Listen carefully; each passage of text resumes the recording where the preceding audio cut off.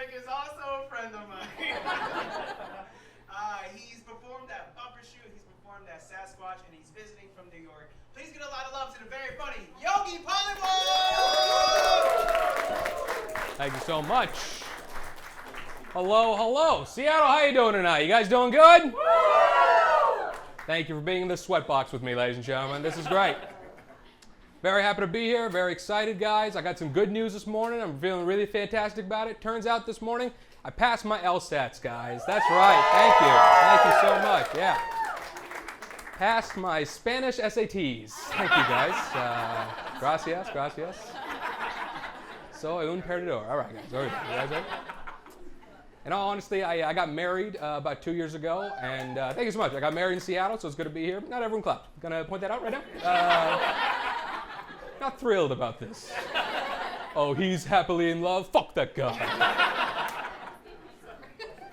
I got married, we flew back to Seattle, and I fly a lot because I do stand-up, and so when we got on a plane, I got upgraded first class.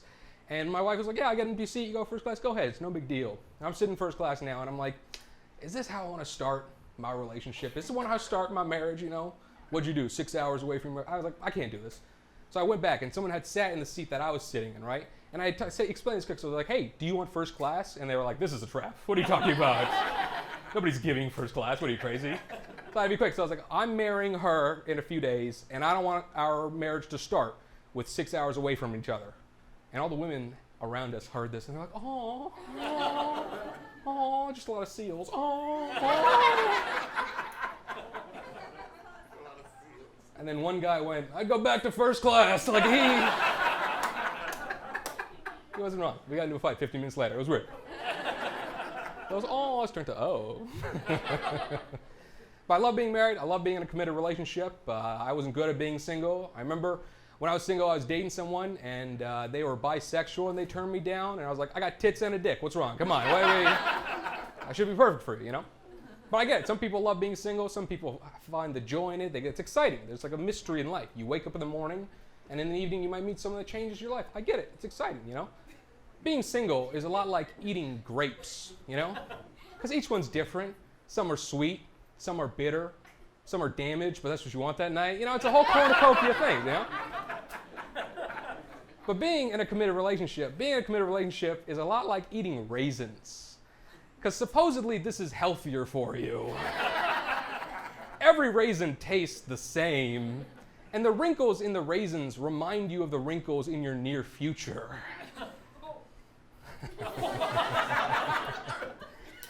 But the worst thing is even the woman on the box of raisins is holding grapes.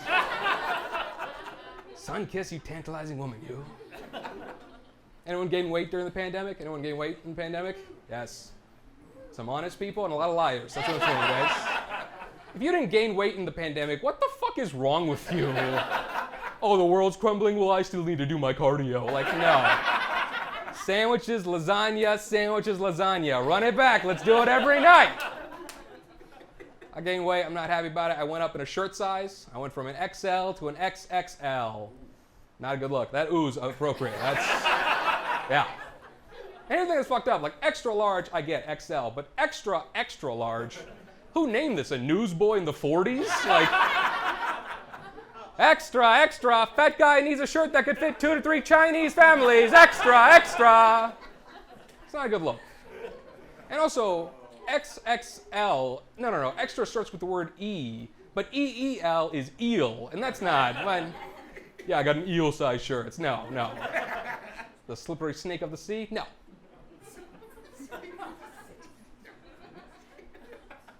But I do think we should start doing shirt sizes this way, because S, M, L, XL, I always forget the letters. I don't like this. Fuck this noise.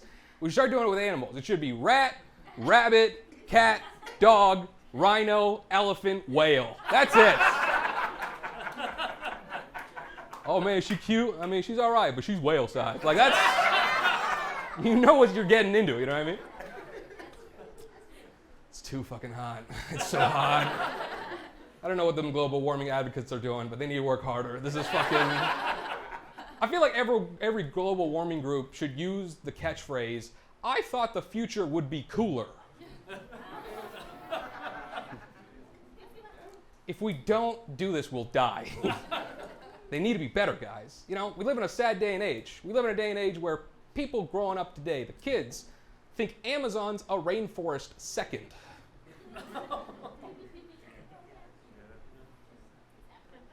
I'm not wrong. I don't give a fuck. Oh, that's a sad truth. Yeah, I know. We should be talking about it more. Stop tightening up. Open the fuck up, all right? If you don't do this like butt sex, you ain't gonna do it, all right? That's all I'm trying to say. Open up and take love into your heart. I don't know. Weird. But I'm sad that the tech of the future is named after the natural gifts of the past. It's a sad world we live in, you know? I'm looking forward to when Coca-Cola changes their name to Clean Water. That's right, ladies. Come on down, get a glass of clean water. It's brown and sweet and bubbly. It'll give you diabetes, but it's not like regular water, which will give you gonorrhea. Like, it's not... I don't know how that happened, but I'm going to find out.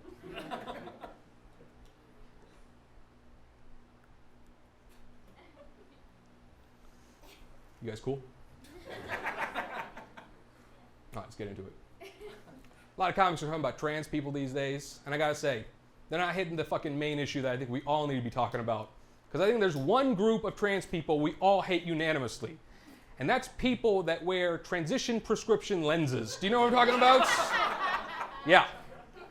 People with glasses that turn into sunglasses, we're all on page here. The zip-off pants of the glasses, the keytar of the face, you know what I'm talking about, right? Anytime this happens, I'm like, wow, I just watched you transition from a nerd to a loser right before my eyes. And you know the scientists that made this thought they were going to be fucking rich. You know what I mean? We turn glass and it's fucking dark afterwards. We're going to be fucking billionaires. And then one woman saw it and was like, I'm not going to fuck a dude that's wearing that, so figure it the fuck out. But I'm a controversial guy. I got some controversial opinions. I know a lot of people are talking about prison abolition these days. Not me. Sorry, ladies and gentlemen. If you ask me, I think there should be more prisoners in our prisons. Yeah, I know, fucked up. But who do I think should be in prison? I don't know. Maybe the politicians selling our civil liberties every fucking day. Maybe the fat cats on Wall Street that are fucking funding the whole thing. Maybe the people on YouTube that say I look like a fat Indian Paul Bunyan. Those people should be locked away and throw away the key. You know what I mean? But I should be honest, I do feel this way because I also do own a harmonica factory. The prison industrial complex is a cornerstone of the harmonica industry. That's what I'm trying to say. Harmonicas are not selling like they used to, all right, guys? It's not the 90s, okay? It's not the blues travelers days of harmonica. People aren't wearing bandoliers of harmonicas anymore, okay? Business is tough. You know what the worst thing is, though? Worst thing is we lost that big elementary school contract, a big recorder. Just got lost in their hot cross buns. I know you're probably thinking, how does this happen? How? What is happening here?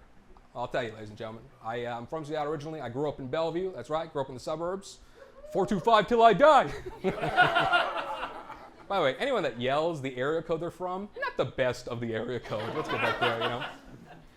I grew up in the suburbs, and my dad worked for Microsoft. Cat's out of the bag, guys. And so I'm very pro Microsoft in my everyday life, you know. Like I use a PC instead of a Mac. Like I use a Xbox instead of a PlayStation. I still use my Zune. Pretty Microsoft up, you know what I mean? By like, I never asked my dad what he did at Microsoft until years ago. I was like, hey, like, Dad, like, what did you like actually do for Microsoft? And my dad was like, oh, I was on the team that made Excel. Word? He's like, no, Excel. What's wrong? What are you fucking stupid? You know? That's crazy. My dad was on the team that made Excel. Only thing Excel about me is my shirt size, and it's not even that anymore. You know? It's crazy. Like my dad created Excel and created me. I'm kind of like the Clippy of my dad's creations. You know what I mean? Not as good, but some people know about it. You know, that's good. Because of this, I grew up in the suburbs, and like, you know, I got to have a decent life. But then I also got to go to India every year, so I got to see where my dad's from. And I lost my summers, but I got an amazing cultural experience that I appreciate now. But as a kid, it was terrifying because India is a beautiful country. It's fantastic, but it's also got some dark parts, like every country does. You know, I saw poverty in the 90s. It was terrible.